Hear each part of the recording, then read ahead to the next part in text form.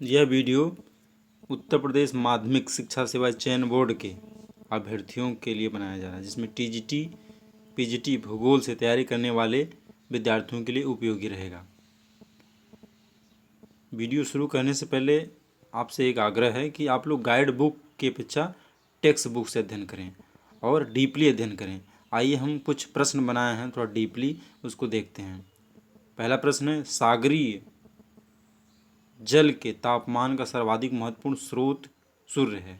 इसमें ध्यान देना शब्दों पे, क्या महत्वपूर्ण स्रोत है? सूर्य। इस तरह से आपको खुद पढ़ना है गाइड बुक, टेक्स्ट बुक, और उसमें से उत्तर निकालना है।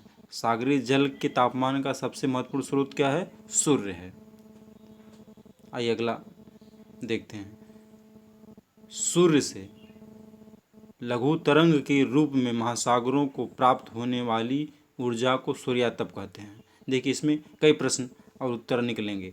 सूर्य से जो किरणें आती है वो किस तरह की तरंगें होती हैं? वो लघु तरंग होती है। और जो महासागरों को तापमान मिलता है सूर्य से, उसको क्या कहा जाता है? सूर्यातप। देखिए, दो प्रश्न इसी में बन गए, लघु तरंग, सूर्यातप। आइए अगला शिक्षण बिंदु देखते हैं। महासागरों की ऊपरी सतह पर प्राप्त होने वाली सूर्यातप की मात्रा पर सूर्य की किरणों का तिरछापन, दिन की अवधि, सूर्य से पृथ्वी की दूरी, वायुमंडल का स्वभाव का प्रभाव पड़ता है। इसमें देखिए, इसमें इस तरह के प्रश्न पीजीटी में व्याख्यात्मक रूप में पूछे जाते हैं। पूछता है कि इसमें से कौन सा सही है, कौन सा कथन गलत है।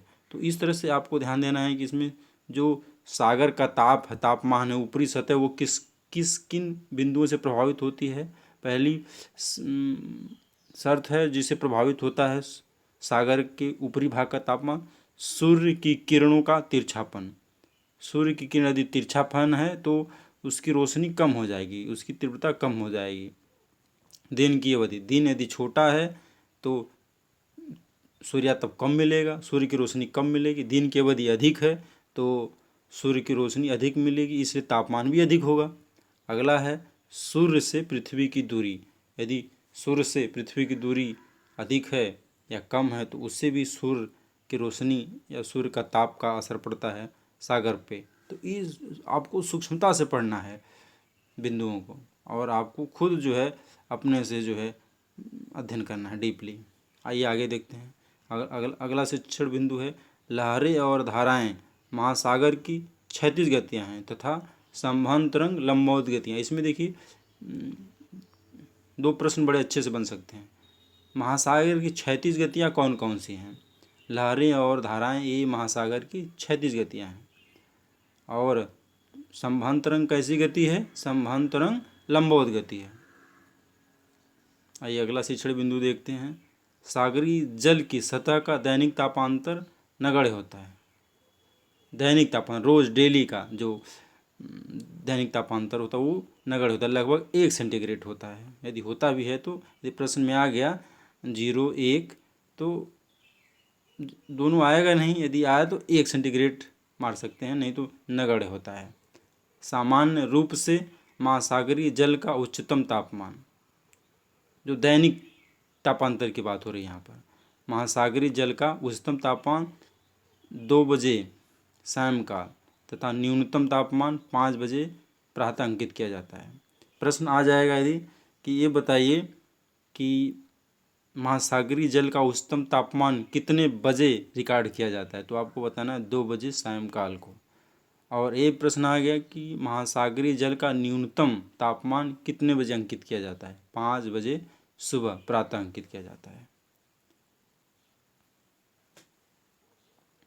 अगला शिक्षण बिंदु है, महासागरीय जल का उच्चतम वार्षिक तापमान अगस्त में तथा न्यूनतम फरवरी के महीने में अंकित किया जाता है। यहाँ पे दैनिक तापमान की बात नहीं हो रही, यहाँ पे वार्षिक तापमान की बात हो रही है।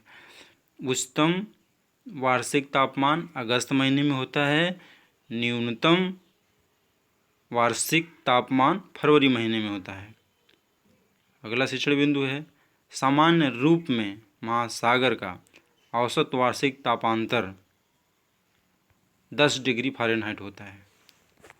औसत वार्षिक तापमान एनुअल टेम्परेचर कितना है? 10 डिग्री फ़ारेनहाइट है, सेंटीग्रेड नहीं है, 10 डिग्री फ़ारेनहाइट है। सामान्य रूप से ये वीडियो रहा आखिरी शिक्षण बिंदु। यदि यह वीडियो आपको पसंद आया है, यदि आपके लिए उपयोगी हुआ है, तो आप इसको लाइक और सब्सक्राइब करिए।